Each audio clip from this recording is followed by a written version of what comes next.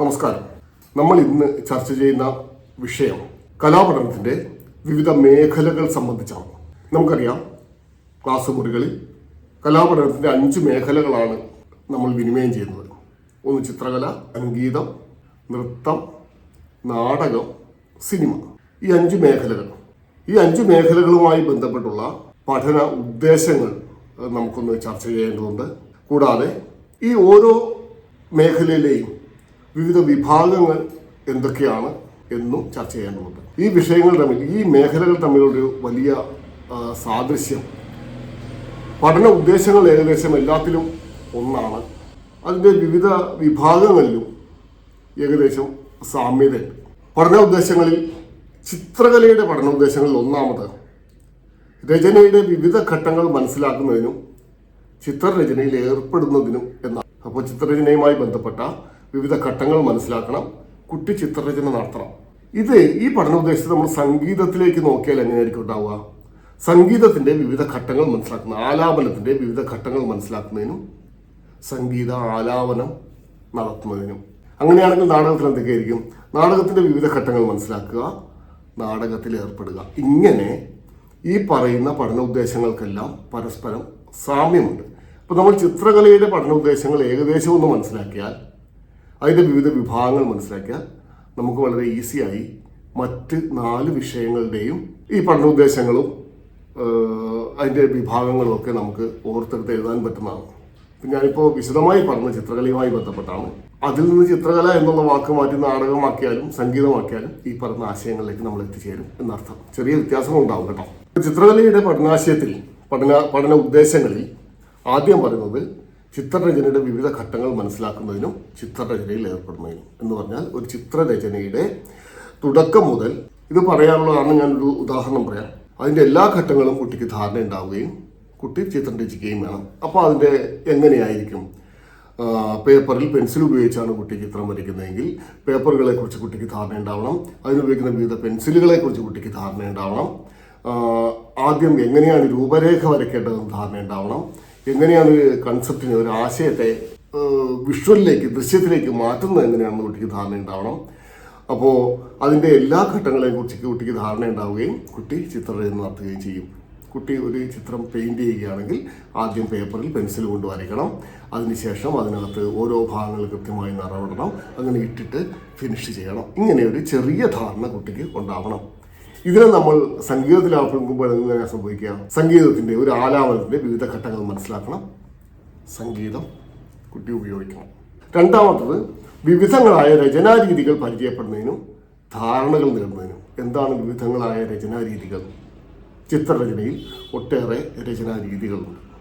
അതിൽ pencil drawing ഉണ്ട്, ജലച്ചായമുണ്ട്, acrylic ചായമുണ്ട്, എണ്ണച്ചായമുണ്ട്, ചുവർ ചിത്രങ്ങൾ ചെയ്യുന്നുണ്ട്, ഗ്ലാസ് പെയിൻറ്റിങ്ങുകൾ ചെയ്യുന്നുണ്ട്. അങ്ങനെ വിവിധ രീതിയിലുള്ള രചനാ രീതികളും ശൈലികളുമുണ്ട്. അതിനെക്കുറിച്ച് കുട്ടിക്ക് ചെറിയ ധാരണകൾ ഉണ്ടാവണം. ഇതൊന്നും വളരെ ഈ ഫൈൻ ആർട്സ് കോളേജിൽ പഠിക്കുന്ന പോലെ വിശദമായി പഠിപ്പിക്കുക എന്നുള്ളതല്ല. ഇങ്ങനെയൊക്കെ ഉണ്ട് എന്ന് കുട്ടിക്ക് ചെറിയ ധാരണ ഉണ്ടാക്കണം. അപ്പോൾ ഇതൊക്കെ സംഗീതത്തിലാവുമ്പോൾ എന്തുണ്ടാവുക? വിവിധങ്ങളായ സംഗീത രീതികൾ പരിചയപ്പെടുന്നു. കർണാട്ടിക് സംഗീതമുണ്ട്, സിനിമാ സംഗീതമുണ്ട്, ഹിന്ദുസ്ഥാനി സംഗീതമുണ്ട്, ലളിതഗാനങ്ങളുണ്ട്, നേഴ്സറി പാട്ടുകളുണ്ട്, നാടൻ പാട്ടുകളുണ്ട്, മാപ്പിളപ്പാട്ടുകളുണ്ട്, സോപാന സംഗീതമുണ്ട്. ഇങ്ങനെ സംഗീതത്തിൻ്റെ വിവിധ മേഖലകൾ കുട്ടി പരിചയപ്പെടണം. നാടകത്തിലും അങ്ങനെ തന്നെയാണ്, നൃത്തത്തിലും അങ്ങനെ തന്നെയാണ്. മൂന്നാമത്തേത് ചിത്രരചനയിലൂടെ വിജ്ഞാനത്തെ ഉല്ലാസവേളകളാക്കുന്നതിനും ചിത്രരചനയുടെ സാധ്യതകൾ പ്രയോജനപ്പെടുത്തി അറിവിൻ്റെ ആർജിക്കൽ ഉല്ലാസകരമാക്കുന്നതിനും. വിശദീകരിക്കേണ്ട കാര്യമില്ല. ചിത്രരചനയിലൂടെ, അതിൻ്റെ ചരിത്ര പഠനത്തിലൂടെ, അതിലെ ചിത്രവായനയിലൂടെ കുട്ടിയുടെ അറിവിൻ്റെ അളവ് വർദ്ധിപ്പിക്കുക എന്നത് തന്നെയാണ്. മറ്റൊന്ന് ചിത്രകാരന്മാരെ അറിയുന്നതിനും ചരിത്രപരമായ ധാരണകൾ രൂപീകരിക്കുന്നതിനും. ഞാൻ തുടക്കത്തിൽ പറഞ്ഞിരുന്നു, ചിത്രകലയ്ക്ക് മാത്രമായൊരു ചരിത്രമില്ല. ചരിത്രം എന്ന് പറയുന്നത് മാനവികതയുടെ ചരിത്രമാണ്. മനുഷ്യനുമായി ബന്ധപ്പെട്ട മനുഷ്യൻ്റെ കാലഘട്ടങ്ങളുടെ പഠനമാണ്. അപ്പോൾ ചിത്രകലയ്ക്ക് മാത്രമായ ഒരു പഠനം വരുന്നില്ല. ചിത്രകല മനുഷ്യകുലത്തിനോടൊപ്പം വളരുന്ന ഒന്നാണ്. ഇപ്പോൾ ചിത്രകലയുടെ ചരിത്രം പഠിക്കുക എന്ന് പറഞ്ഞാൽ മനുഷ്യകുലത്തിൻ്റെ ചരിത്രം പഠിക്കുക എന്നത് തന്നെയാണ് ശരിയായി നമ്മൾ മനസ്സിലാക്കുന്നത്. അപ്പോൾ ചരിത്രപരമായ ധാരണകൾ നേടുമ്പോൾ നമ്മൾ ആ കാലഘട്ടങ്ങളിൽ, ഓരോ കാലഘട്ടത്തിൽ ജീവിച്ചിരുന്ന ചിത്രകാരന്മാരെ കുറിച്ച് ചെറിയ ധാരണ ഉണ്ടാക്കുകയും അവർ കലാലോകത്തിനും മനുഷ്യകുലത്തിനും നൽകിയിട്ടുള്ള സംഭാവനകൾ നമ്മൾ മനസ്സിലാക്കുകയും വേണം. ഇത് സംഗീതത്തിലും നൃത്തത്തിലും നാടകത്തിലും സിനിമയിലുമൊക്കെ ബാധകമാണ്. മറ്റു വിഷയങ്ങളുടെ പഠനത്തിൽ ചിത്രരചനയുടെ സാധ്യതകൾ പ്രയോഗിക്കുന്നതിൽ ധാരണ നേടുക എന്ന് പറഞ്ഞാൽ ഇൻ്റഗ്രേഷൻ എന്നാണ് ഉദ്ദേശിക്കുന്നത്. നമ്മൾ തുടക്കത്തിൽ പറഞ്ഞിരുന്നു, കലയായിട്ട് മാത്രമല്ല പഠിക്കുന്നത്, മറ്റു വിഷയങ്ങൾ പഠിക്കാനുള്ള ഒരു ടൂളായും ഇത് ഉപയോഗിക്കപ്പെടണം. അങ്ങനെ ആകുമ്പോൾ എന്താ സംഭവിക്കുക? കലാപഠനത്തിലൂടെ കുട്ടികൾക്ക് ഏറ്റവും രസകരമായി ചെയ്യാൻ പറ്റുന്ന കലാപഠനത്തിലൂടെ മറ്റു വിഷയങ്ങളിലൂടെ പഠിക്കാനുള്ള ഒരു ധാരണ ഉണ്ടാക്കണം എന്നർത്ഥം. ചിത്രങ്ങൾ നിരീക്ഷിക്കണം, ആസ്വാദന ശേഷി വളർത്തണം. ചിത്രവായന എന്ന് പറഞ്ഞൊരു മേഖലയുണ്ട്. ഒരു ചിത്രം നമ്മൾ കണ്ടുപോവുകയല്ല ചെയ്യുന്നത്, ഒരു പുസ്തകം പോലെ ആ ചിത്രത്തെ വായിക്കുകയാണ് ചെയ്യുന്നത്. അത് നമ്മൾ 2ാം സെമസ്റ്ററിൽ തുടക്കത്തിൽ ചിത്രങ്ങളെക്കുറിച്ച് പഠിക്കുമ്പോൾ വിശദമായി ചർച്ച ചെയ്യും. ചിത്രം നമ്മളോട് എങ്ങനെയാണ് സംസാരിക്കുന്നത്, അതിൽ ചിഹ്നങ്ങൾ എന്തൊക്കെ സ്വാധീനം ചെലുത്തുന്നുണ്ട്, അതൊക്കെ മനസ്സിലാക്കി കഴിയുമ്പോൾ എന്താണ് ചിത്രവായന എന്ന് നമുക്ക് ഒരു ധാരണ ഉണ്ടാവും. അപ്പോൾ ചിത്രങ്ങൾ നിരീക്ഷിക്കണം, ചിത്രങ്ങൾ വായിക്കണം, അത് ആസ്വദിക്കണം. ഇത് സംഗീതത്തിലും നൃത്തത്തിലും നാടകത്തിലുമൊക്കെ ബാധകമാണ്. വിവിധ ശില്പങ്ങൾ നിരീക്ഷിക്കുന്നതിനും നിർമ്മാണത്തിൽ ഏർപ്പെടുന്നതിനും, ഞാൻ പറഞ്ഞു ചിത്രകലയിൽ വിവിധ മേഖലകളുണ്ട്. ചിത്രകലയുമായി ബന്ധപ്പെട്ട്, ശില്പകലയുമായി ബന്ധപ്പെട്ട്, പരസ്യകലയുമായി ബന്ധപ്പെട്ട്, ഈ പറഞ്ഞ പ്രിന്റിങ്ങുമായി ബന്ധപ്പെട്ടൊക്കെ ഒത്തിരി മേഖലകൾ ചിത്രങ്ങൾ കടന്നു പോകുന്നുണ്ട്. അതിലുള്ള വിവിധ തരം ശില്പങ്ങളെ നിരീക്ഷിക്കണം, നിർമ്മാണത്തിൽ ഏർപ്പെടണം. ചിത്രകലാ കേന്ദ്രങ്ങൾ സന്ദർശിക്കണം എന്ന് പറഞ്ഞാൽ നമുക്ക് ഗ്യാലറികൾ സന്ദർശിക്കണം. അവയുടെ സാംസ്കാരിക പ്രാധാന്യത്തെക്കുറിച്ച് മനസ്സിലാക്കണം. ഗ്യാലറികൾ സന്ദർശിച്ച് വിവിധ ചിത്രകാരന്മാരുടെ ചിത്ര പ്രദർശനങ്ങൾ കണ്ട് ചിത്രവുമായി ബന്ധപ്പെട്ട മേഖലയിൽ കുട്ടിക്ക് കൂടുതൽ ധാരണ ഉണ്ടാവണം. ചിത്രശില്പകലയുടെ ചരിത്രപരമായ വിവരങ്ങൾ ശേഖരിക്കുന്നതിലൂടെ പുതിയ അന്വേഷണത്തിലേക്ക് നയിക്കുക. നമുക്കറിയാം, ചിത്രം രാഷ്ട്രീയമാണ്. ഒരു ചിത്രകാരൻ തൻ്റെ ചിത്രത്തിലൂടെ പ്രകടിപ്പിക്കുന്നത് അവൻ്റെ രാഷ്ട്രീയമാണ്. രാഷ്ട്രീയം എന്ന് പറയുന്നത് ജനങ്ങളുമായി ബന്ധപ്പെട്ട, രാഷ്ട്രവുമായി ബന്ധപ്പെട്ട വിഷയമാണ്. അപ്പോൾ ചിത്രകല മുമ്പോട്ട് വെക്കുന്ന രാഷ്ട്രീയം എന്താണെന്ന് നമ്മൾ പഠിക്കണം. അതിനോടൊപ്പം കുട്ടികൾക്കും ധാരണ ഉണ്ടാക്കി കൊടുക്കണം. ഇതൊക്കെയാണ് ചിത്രകലയുടെ പഠനോദ്ദേശങ്ങൾ. ഇവയിൽ ചെറിയ മാറ്റങ്ങൾ വരുത്തിയാൽ സംഗീതത്തിൻ്റെയും നൃത്തത്തിൻ്റെയും ഒക്കെ പഠന ഉദ്ദേശങ്ങളായിട്ട് മാറും. ഇനി എന്തൊക്കെയാണ് ഇതിൻ്റെ വിവിധ വിഭാഗങ്ങൾ? പെൻസിൽ ഡ്രോയിങ്, ക്രയോൺസ്, കാർട്ടൂണുകൾ, ചായ പെൻസിൽ, സ്കെച്ച് പെനുകൾ, അങ്ങനെ നമുക്ക് കിട്ടാവുന്ന മീഡിയങ്ങളിലൊക്കെ ഉപയോഗിച്ച് വരയ്ക്കുന്ന ചിത്രങ്ങൾ ഇതിൻ്റെ വിവിധ വിഭാഗങ്ങളാണ്. ചിത്രകാരന്മാർ ഏതൊക്കെ മാധ്യമങ്ങളാണ് ഉപയോഗിക്കുന്നത് അത് നമ്മൾ 2nd സെമസ്റ്ററിൽ ചർച്ച ചെയ്യും. മറ്റൊന്ന് രേഖാചിത്രങ്ങൾ, പെയിൻറ്റിങ്ങുകൾ, കാർട്ടൂണുകൾ, കാരിക്കേച്ചറുകൾ, അങ്ങനെയുള്ള കാര്യങ്ങൾ. വിവിധ പ്രതലങ്ങളിലെ വിവിധ ഉപകരണങ്ങൾ ഉപയോഗിച്ചുള്ള ചിത്രരചന. പ്രതലങ്ങൾ എന്താണെന്നും ഉപകരണങ്ങൾ എന്താണെന്നൊക്കെ നമ്മൾ ചർച്ച ചെയ്യും. പ്രതലങ്ങൾ എന്ന് പറയുന്നത് വരയ്ക്കാൻ ഉപയോഗിക്കുന്ന സർഫസാണ്. അത് പേപ്പറാവാം, ഭിത്തിയാവാം, നമ്മുടെ മുഖമാവാം, അതെന്തുമാവാം. അപ്പോൾ വിവിധ വിഭാഗങ്ങളെക്കുറിച്ച് ധാരണയുണ്ടാക്കണം. ഇതാണ് ചിത്രകലയുമായി ബന്ധപ്പെട്ട് അടിസ്ഥാനപരമായി പറഞ്ഞിട്ടുള്ള സാധനങ്ങൾ. ഏകദേശം സംഗീതവും ഇതുപോലെ തന്നെയാണ്. ഞാൻ നേരത്തെ പറഞ്ഞിരുന്നു. അതിൻ്റെ പഠനോദ്ദേശങ്ങൾ: വിവിധ സംഗീത രൂപങ്ങൾ പരിചയപ്പെടുക, സംഗീതത്തോട് ആഭിമുഖ്യം വളർത്തുക, സംഗീതത്തോട് ആഭിമുഖ്യം വളർത്തുന്നതിനോടൊപ്പം അവർക്ക് സാംസ്കാരിക തനിമ മനസ്സിലാക്കുക, ദേശഭക്തി ഗാനങ്ങൾ കൃത്യമായി ആലപിക്കുക, സംഗീതജ്ഞരെ അറിയുക, അവരുടെ സംഭാവനകൾ തിരിച്ചറിയുക, സംഗീതത്തിൻ്റെ ചരിത്രം മനസ്സിലാക്കുക, വിവിധതരം സംഗീത ഉപകരണങ്ങൾ പരിചയപ്പെടുക, സംഗീത ശാഖകൾ പരിചയപ്പെടുക, ഒറ്റയ്ക്കും കൂട്ടായും ആലാപനങ്ങൾ നടത്തുക, സംഗീതത്തിൻ്റെ സാധ്യതകൾ കൂടുതൽ മെച്ചപ്പെടുത്തുക. അതിൻ്റെ വിവിധ വിഭാഗങ്ങളിൽ വായ്ത്താരികളുണ്ട്, ശിശുഗാനങ്ങളുണ്ട്, ഞാൻ നേരത്തെ പറഞ്ഞ നാടൻ പാട്ട്, ലളിതഗാനം, നാടകഗാനം, അങ്ങനെ ഒട്ടേറെ വിഭാഗങ്ങൾ അതിനുണ്ട്. നൃത്തകല നേരത്തെ പറഞ്ഞതിൻ്റെ തുടർച്ച തന്നെയാണ്. അതിൻ്റെ പഠനോദ്ദേശങ്ങൾ: ചതുർവിധ അഭിനയങ്ങളെ പറ്റി ധാരണ നേടുക. ചതുർവിധ അഭിനയം എന്ന് പറഞ്ഞാൽ ആംഗികം, വാചികം, സാത്വികം, ആഹാര്യം എന്നിവയാണ്. അത് നമ്മൾ വിശദമായി അഭിനയവുമായി ബന്ധപ്പെട്ട മേഖലയിൽ മനസ്സിലാക്കും. ചതുർവിധ അഭിനയങ്ങളെ പറ്റി ധാരണ നേടുക, വിവിധ നൃത്തരൂപങ്ങൾ പരിചയപ്പെടുക, നൃത്തം ആസ്വദിക്കുക, നൃത്തങ്ങളുടെ സാംസ്കാരിക പ്രാധാന്യം തിരിച്ചറിയുക, ചരിത്രപരമായ ധാരണകൾ നേടുക. അതിൻ്റെ വിവിധ വിഭാഗങ്ങളായിട്ട് നാടോടി നൃത്തങ്ങൾ, ശാസ്ത്രീയ നൃത്തങ്ങൾ, അങ്ങനെ നൃത്തത്തിൻ്റെ വിവിധ വിഭാഗങ്ങൾ നമ്മൾ മനസ്സിലാക്കുക. നാടകത്തിലെയും നേരത്തെ പറഞ്ഞ തന്നെയാണ്. വിവിധ നാടകങ്ങൾ കാണുക, നാടകങ്ങളിൽ ഏർപ്പെടുക, നാടകങ്ങൾ രചിക്കുന്നതിനും അവയുടെ അവതരണങ്ങളിൽ ഏർപ്പെടുന്നതിനുള്ള താല്പര്യമുണ്ടാക്കുക, നാടകവുമായി ബന്ധപ്പെട്ട രംഗസജ്ജീകരണം, പശ്ചാത്തല സംഗീതം, അഭിനയം, ഇക്കാര്യങ്ങളെക്കുറിച്ചൊക്കെ ധാരണ ഉണ്ടാക്കുക. വിവിധ വിഷയങ്ങൾ പഠിക്കുന്നതിൽ എങ്ങനെയാണ് നാടകത്തെ ഉപയോഗപ്പെടുത്താൻ പറ്റുക എന്നുള്ള ധാരണയുണ്ടാക്കുക. ഇതൊക്കെയാണ് വിവിധ വിഭാഗങ്ങൾ: ഏകാംഗ നാടകം, ഏകാഭിനയ നാടകം, തെരുവ് നാടകം, രംഗനാടകം. ഇങ്ങനെ നാടകത്തിൻ്റെ വിവിധ മേഖലകൾ നമ്മൾ മനസ്സിലാക്കണം. അപ്പോൾ ഇതൊക്കെ തന്നെയാണ് നൃത്തവുമായി ബന്ധപ്പെട്ട് സിനിമയുമായി ബന്ധപ്പെട്ടൊക്കെ വരുന്നത്. ഇനി നമ്മൾ ചർച്ച ചെയ്യുന്ന ഒരു സാധനം കലാപഠനത്തിന്റെ വിലയിരുത്തലാണ്. വിലയിരുത്തൽ എന്ന് പറയുന്നത് കുട്ടികൾക്ക് ഏറ്റവും പ്രയാസമുണ്ടാക്കുന്ന, വിഷമിപ്പിക്കുന്ന ഒന്നാണ്. കാരണം അതാണ് കുട്ടികളെ ഗ്രേഡ് തിരിക്കുന്നത്. കണക്കിൽ ഏറ്റവും കൂടുതൽ മാർക്ക് കിട്ടിയ കുട്ടി, സയൻസിൽ ഏറ്റവും കൂടുതൽ മാർക്ക് കിട്ടിയ കുട്ടി, മാർക്ക് കിട്ടാത്ത കുട്ടി, ഇങ്ങനെയൊക്കെ വേർതിരിക്കപ്പെടുന്നത് വിലയിരുത്തലാണ്. യഥാർത്ഥത്തിൽ അത്തരം വിലയിരുത്തലുകൾ കുട്ടിയുടെ പഠിക്കാനുള്ള ഉന്മേഷത്തെ ഇല്ലാതാക്കുക ചെയ്യുക എന്നാണ് പറയുക. അപ്പോൾ കലാപഠനത്തിന്റെ വിലയിരുത്തൽ എങ്ങനെയായിരിക്കണം? യഥാർത്ഥത്തിൽ പഠന പ്രക്രിയയുടെ, ബോധനശാസ്ത്രത്തിന്റെ ഒരു പ്രധാനപ്പെട്ട സാധനമാണ് വിലയിരുത്തൽ. വിലയിരുത്താതെ ഒരു പ്രവർത്തനം അതിൻ്റെ അടുത്ത ഘട്ടത്തിലേക്ക് നമുക്ക് കൊണ്ടുപോകാനാവില്ല. പക്ഷെ ആ വിലയിരുത്തൽ എങ്ങനെയായിരിക്കണം? നമ്മൾ സാധാരണ പറയുക വിലയിരുത്തൽ പഠനമാണ്. പഠനം തന്നെയാണ് വിലയിരുത്തൽ. വിലയിരുത്തൽ തന്നെയാണ് പഠനം, പഠനം തന്നെയാണ് വിലയിരുത്തൽ എന്ന് പറഞ്ഞാൽ, വിലയിരുത്തൽ എന്ന് പറഞ്ഞാൽ അതൊരു പഠന പ്രക്രിയയാണ്. വിലയിരുത്തലിലൂടെ നമ്മൾ കുട്ടികളെ കാര്യങ്ങൾ പഠിപ്പിക്കുകയാണ് ചെയ്യുന്നത്. അപ്പോൾ വിലയിരുത്തൽ കുട്ടികൾക്ക് വിഷമം ഉണ്ടാകുന്ന ഒരു സാധനമാവരുത്. പകരം കുട്ടികൾക്ക് കൂടുതൽ ആസ്വദിച്ച് വിഷയം പഠിക്കാനുള്ള ഒരു രീതിയായി വിലയിരുത്തൽ മാറണം. എന്താണ് വിലയിരുത്തുക? വിലയിരുത്തലിനെ കുറിച്ച് നമ്മൾ പിന്നീട് സമഗ്രമായി പറയേണ്ടതുണ്ട്. മൂന്നാമത്തെ സെമസ്റ്ററിൽ ഇന്റേൺഷിപ്പുമായി ബന്ധപ്പെട്ട് കലയുമായി ബന്ധപ്പെട്ട പഠന നേട്ടം പഠിതാവ് എത്രമാത്രം നേടിയിട്ടുണ്ട്, വിവിധ ശേഷികളും നൈപുണികളും ഒക്കെ കുട്ടികൾ നേടിയിട്ടുണ്ടോ എന്നാണ് വിലയിരുത്തലിലൂടെ നമ്മൾ ചെയ്യുന്നത്. അത് ഗുണാത്മകമായി വിലയിരുത്തി സ്വയം തിരുത്തലുകൾ വരുത്തി കുട്ടിക്ക് പഠിതാവിന് എത്രത്തോളം മുന്നേറാൻ സാധിച്ചിട്ടുണ്ട് എന്ന് തിരിച്ചറിയലാണ് യഥാർത്ഥത്തിൽ വിലയിരുത്തൽ. വിലയിരുത്തൽ എങ്ങനെയാവണം? അതൊരു വളരെ പ്രധാനപ്പെട്ട കാര്യം. പ്രധാനമായും 2 തരത്തിലുള്ള വിലയിരുത്തലാണ് ക്ലാസ് മുറിയിൽ നടക്കുക.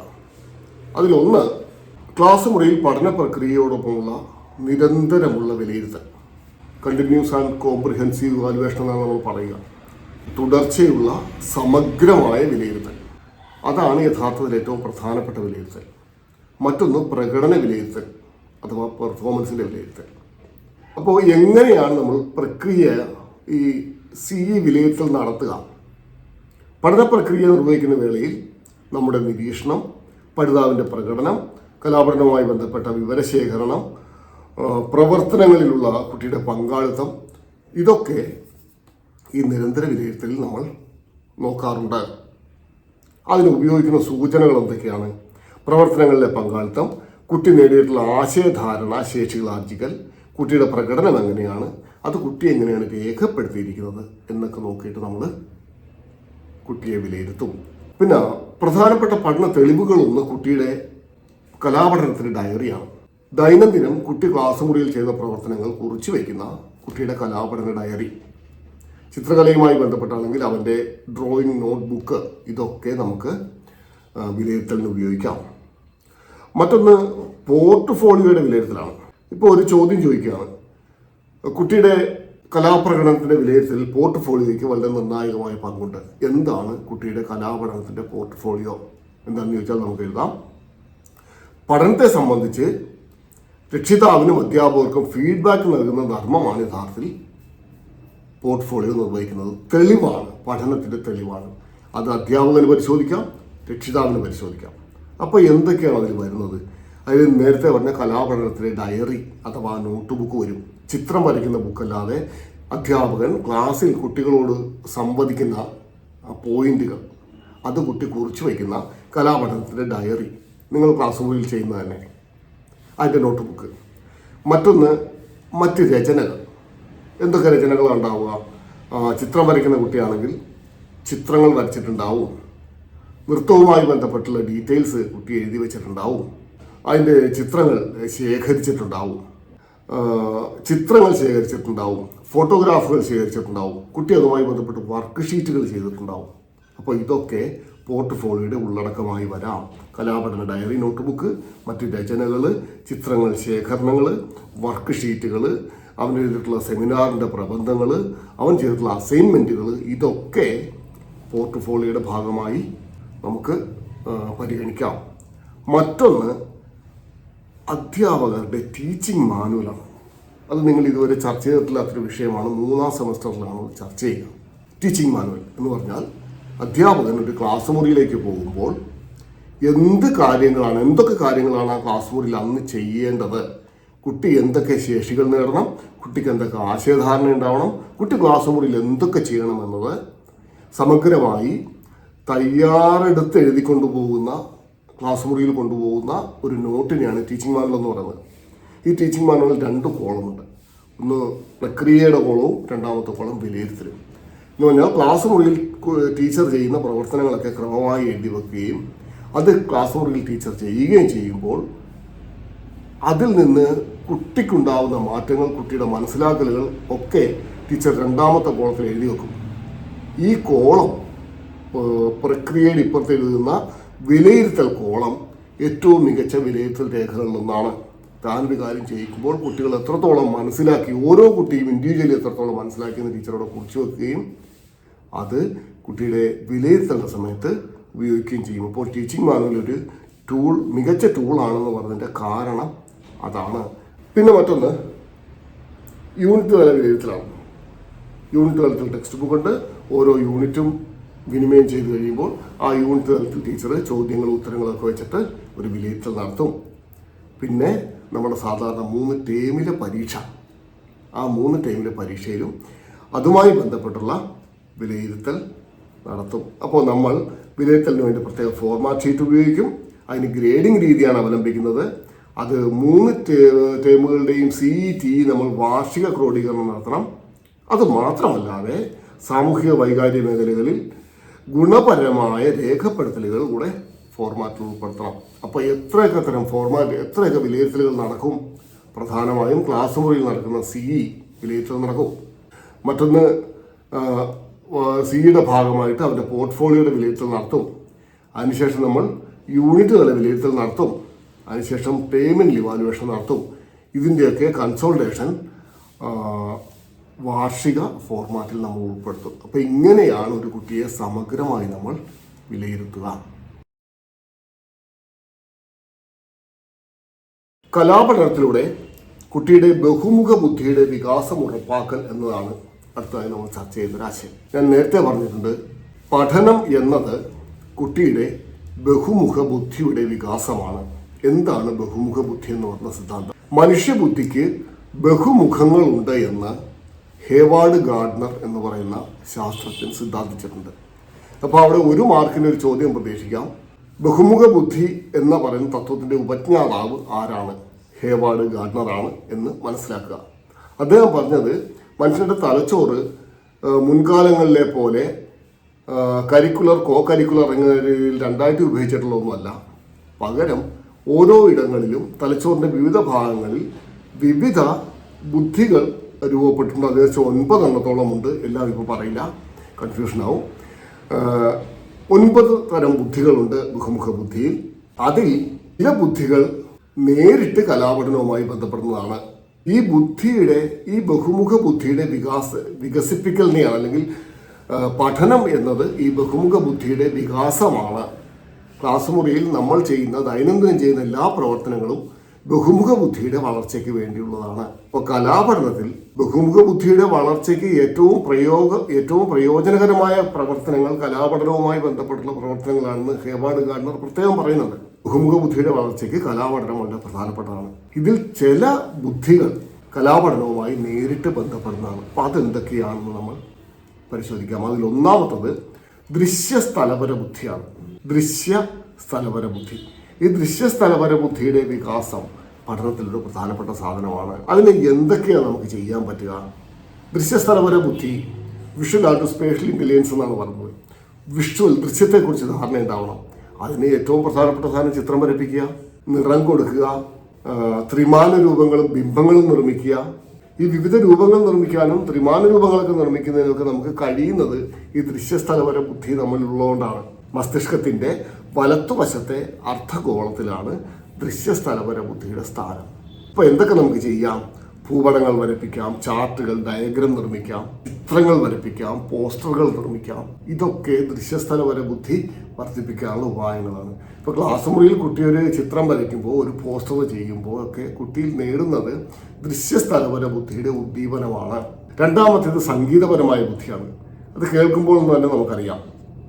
സംഗീതപരമായ ബുദ്ധി, സംഗീതത്തിൻ്റെ പഠനത്തിൽ സംഗീതത്തിൻ്റെ സാധ്യതകൾ പ്രയോജനപ്പെടണം. സംഗീതം കേൾക്കുന്നതിനും ആസ്വദിക്കുന്നതിനുമൊക്കെ കുട്ടിക്ക് അവസരമുണ്ടാകണം. അങ്ങനെ ഉണ്ടാകുമ്പോൾ കുട്ടിയുടെ സംഗീതപരമായ ബുദ്ധി ഉയരും. അപ്പോൾ താളം കണ്ടെത്തുക, താളമിടുക, സമാന രൂപങ്ങൾ, സമാന താളങ്ങൾ കണ്ടെത്തുക, താള വ്യത്യാസങ്ങൾ പരിചയപ്പെടുക, ശബ്ദത്തിൻ്റെ വേരിയേഷൻ മനസ്സിലാക്കുക. ഇതിലൊക്കെ കൂടെ സംഗീതപരമായ ബുദ്ധി വർദ്ധിപ്പിക്കാൻ സഹായിക്കും. മൂന്നാമത്തത് ശാരീരിക ചലനപരമായ ബുദ്ധിയാണ്. ശാരീരിക ചലനപരമായ ബുദ്ധി, ശരീരത്തിൻ്റെ ശരീരഭാഷ, ബോഡി ലാംഗ്വേജ് എങ്ങനെയാണ് ഡെവലപ്പ് ചെയ്യുക, എങ്ങനെയാണ് കുട്ടിയുടെ ചലനങ്ങൾക്ക് ഒരു താളാത്മകത ഉണ്ടാവുക, ഇതൊക്കെ ശാരീരിക ചലനപരമായ ബുദ്ധിയുമായി ബന്ധപ്പെട്ടാണ്. അപ്പോൾ അതിന് നാടകീകരണങ്ങൾ, കരകൗശല നിർമ്മാണ പ്രവർത്തനങ്ങൾ, മൈമിങ്, ഇത്തരം കാര്യങ്ങളിലൂടെ കുട്ടിയുടെ ശാരീരിക ചലനപരമായ ബുദ്ധി വർദ്ധിപ്പിക്കാം എന്ന് പറയുന്നുണ്ട്. അപ്പോൾ നമ്മൾ അങ്ങനെ കൺസോൾട്ടേറ്റ് ചെയ്യും. ദൃശ്യസ്ഥലപരമായ ബുദ്ധിയുടെ വർദ്ധിപ്പിക്കാനുള്ള പഠന പ്രവർത്തനങ്ങൾ, ചിത്രം രചിക്കുക, നിറങ്ങൾ കൊടുക്കുക, പോസ്റ്ററുകൾ തയ്യാറാക്കുക, ഭൂപടത്തിൽ നിത്യഹരിത വനങ്ങളുടെ പ്രദേശങ്ങളുടെ സ്ഥാനം നിർണ്ണയിക്കുക, വന ചിത്രങ്ങൾ, പ്രകൃതി ദൃശ്യങ്ങൾ കാണുക, അത് വരയ്ക്കാൻ ശ്രമിക്കുക. ഇതൊക്കെ ദൃശ്യസ്ഥലപരമായ ബുദ്ധി വർദ്ധിക്കുന്നതിന് ഉപകരിക്കും. രണ്ടാമത്തെ സംഗീതപരമായ ബുദ്ധി, കവിതകൾ ആസ്വദിക്കുക, കൂട്ടമായി കവിതകൾ അവതരിപ്പിക്കുക, പാട്ട് കേൾക്കുക, പാട്ട് പാടുക, സംഗീത ശില്പങ്ങൾ തയ്യാറാക്കുക, സംഗീത ഉപകരണങ്ങൾ ഉപയോഗിക്കുക. ഇതൊക്കെ സംഗീതപരമായ ബുദ്ധി വികസിപ്പിക്കാൻ നല്ലതാണ്. ശാരീരിക ചലനപരമായ ബുദ്ധി വർദ്ധിപ്പിക്കാൻ ചലനം ആവശ്യമാണ്. നാടകങ്ങൾ ചെയ്യുക, മൈമുകൾ ചെയ്യുക, സംഗീത ശില്പങ്ങൾ അവതരിപ്പിക്കുക, പഠനയാത്രകൾ പോവുക, മിമിക്രി ചെയ്യുക, ചലനങ്ങൾ അനുകരിക്കുക. ഇതിലൂടെയൊക്കെ ശാരീരിക ചലനപരമായ ബുദ്ധിയുടെ വികാസവും സാധ്യമാവും.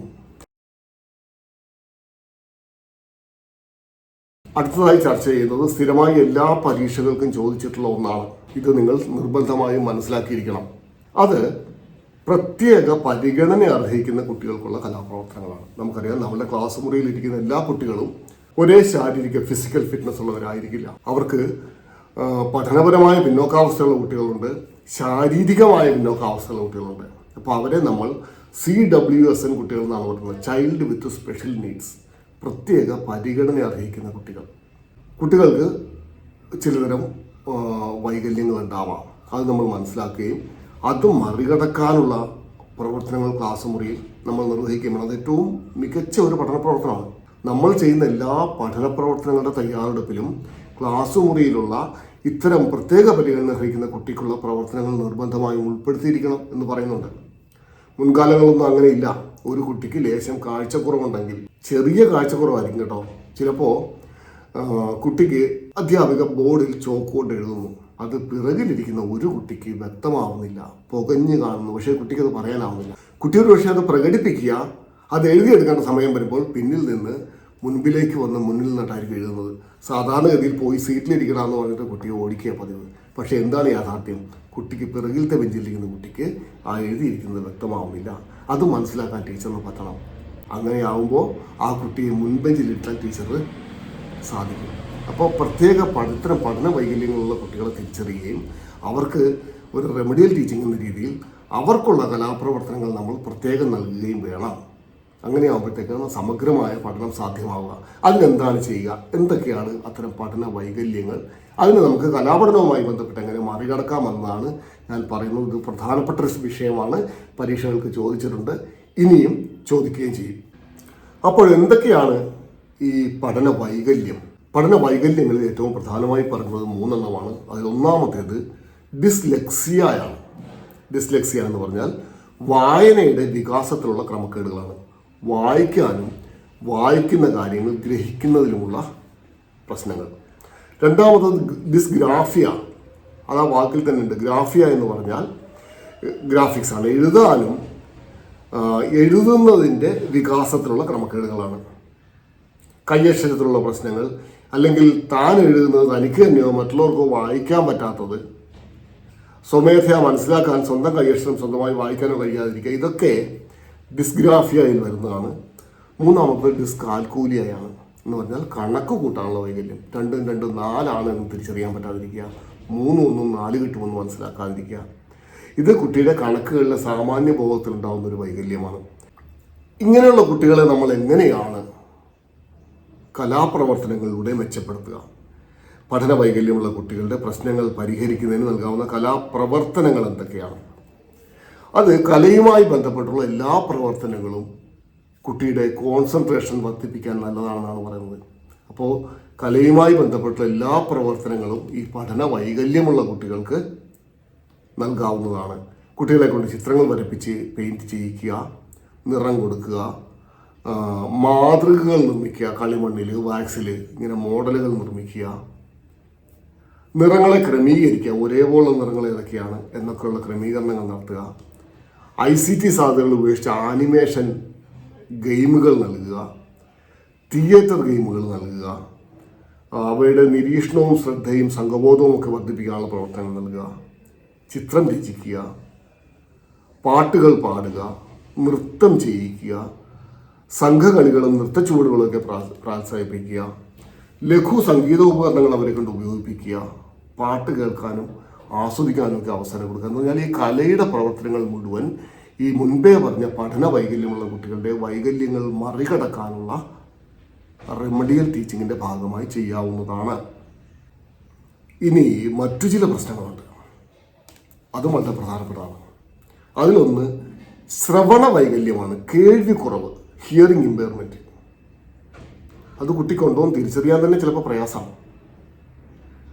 അപ്പോൾ അങ്ങനെ വരുമ്പോൾ കേൾവി കുറവുള്ള കുട്ടികൾക്ക് കലാപഠനവുമായി നമുക്ക് എന്തൊക്കെ പ്രവർത്തനങ്ങൾ കൊടുക്കാൻ പറ്റും? കേൾവി കുറവുള്ള കുട്ടികൾക്ക് ചിത്രകലയുമായി ബന്ധപ്പെട്ട എല്ലാ പ്രവർത്തനങ്ങളും ചെയ്യാൻ പറ്റും.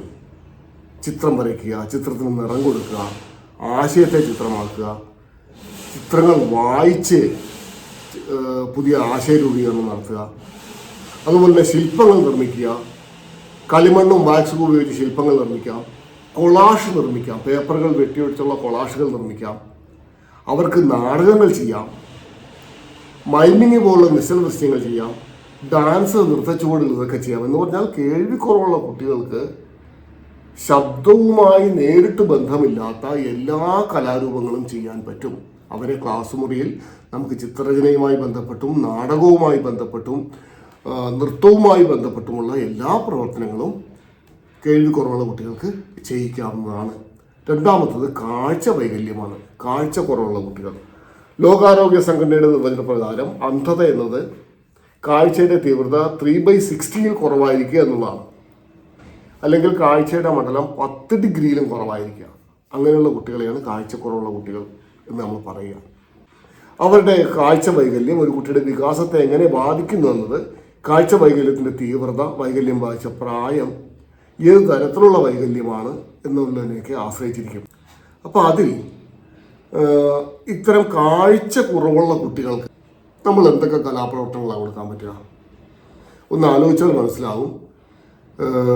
കാഴ്ചക്കുറവുള്ള കുട്ടികൾക്ക് ചിത്രരചനയുമായി ബന്ധപ്പെട്ട് വിഷ്വൽസിന് പ്രാധാന്യമുള്ള കലാരൂപങ്ങൾ ഒഴിച്ച് ബാക്കി എല്ലാം കുട്ടിക്ക് ചെയ്യാൻ പറ്റും.